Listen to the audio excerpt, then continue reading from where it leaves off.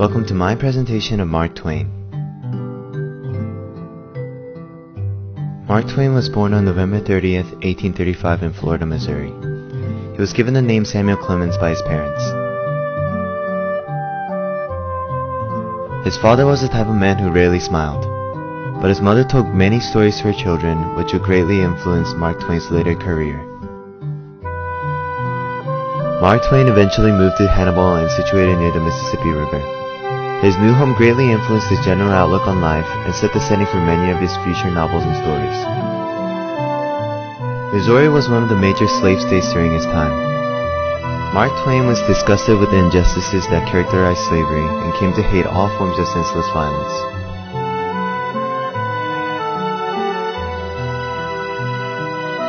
Soon after Abraham Lincoln was elected in 1860, the Civil War broke out between the North and the South. Mark Twain ironically fought on the side of the Confederates for a short while, despite his disgust at the injustices of slavery.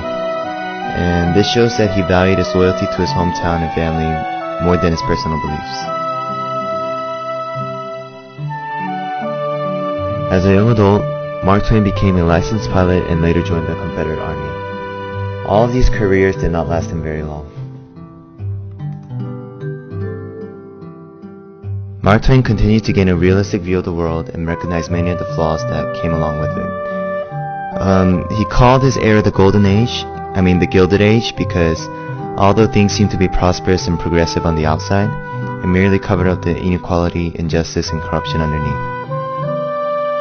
Mark Twain began to write about the injustices he saw in society, and when he began to write, that's when he took on the name Mark Twain from Samuel Clemens. Mark Twain also once stated, "Always do right. This will gratify some people and astonish the rest."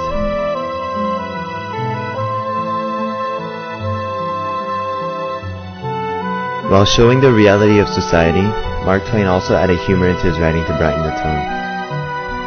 And he also stated that humor is mankind's greatest blessing.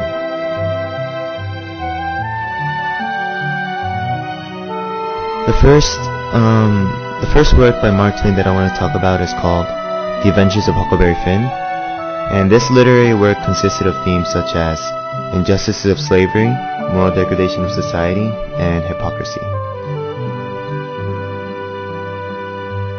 In this novel, Mark Twain uses the character named Huckleberry Finn to portray his private attitude towards society, and he also uses an intelligent slave named Jim to reveal the injustices of white supremacy, as well as slavery.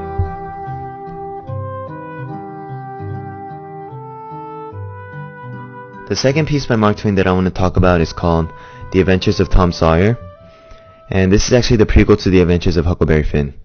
The story portrays the theme of social maturation through various experiences of the main characters, and once again Mark Twain includes humor to brighten the mood of an otherwise very dark storyline.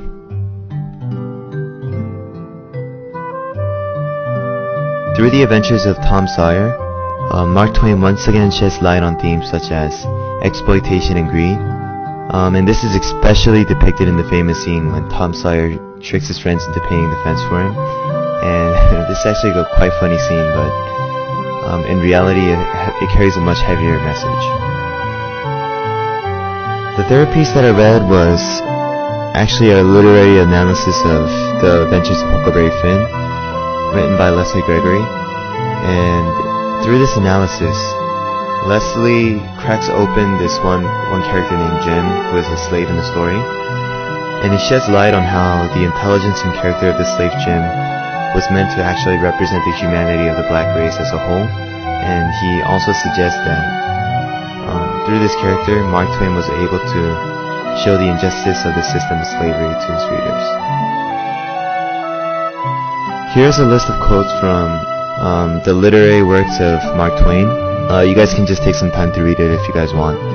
But my favorite quote out of this list has to be the last one, from The Adventures of Tom Sawyer, which states that the less there is to justify a traditional custom, the harder it is to get rid of it. Now, Mark Twain is trying to say through this quote that as time passes by, there's less reason to justify the tradition of slavery in the nation, but it's getting harder to get rid of it as political tensions are rising and there's increasing conflict between people. So yeah.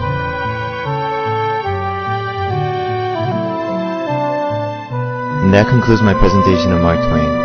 I hope you were able to gain some useful info, some interesting facts, and thanks for watching.